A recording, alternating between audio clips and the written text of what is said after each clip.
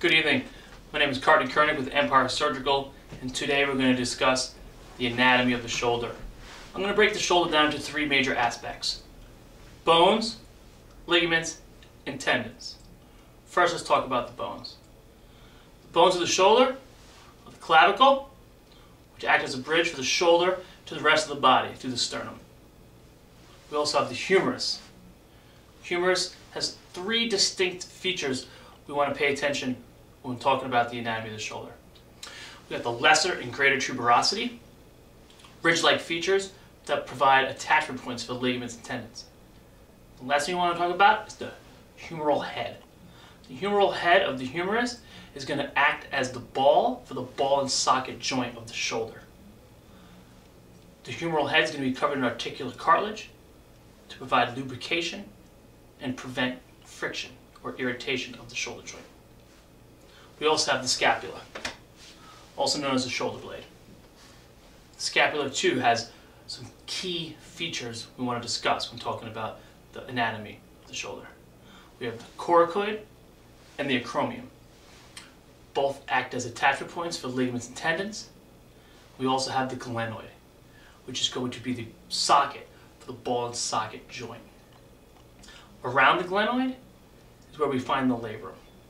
It's a lip-like feature providing depth and stability to the ball and socket joint of the shoulder.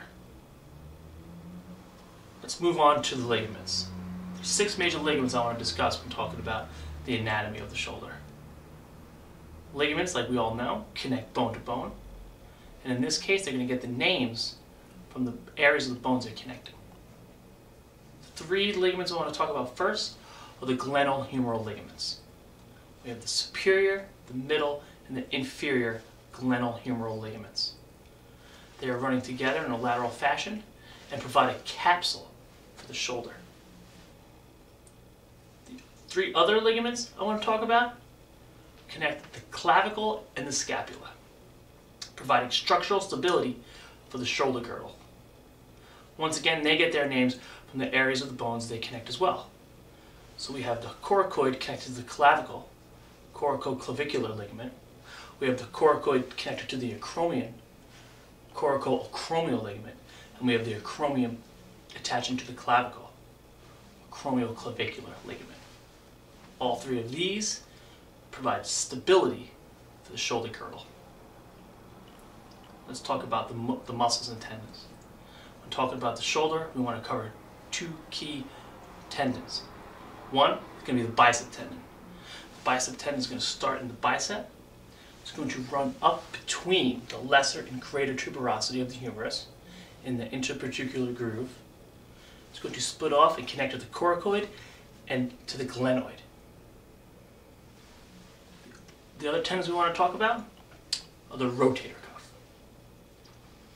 We have, starting anterior and working posterior, we have the subscapularis, the supraspinatus, the infraspinatus, and teres minor. The subscapularis is going to connect to the lesser tuberosity, and the other 3 tendons are going to connect to the greater tuberosity.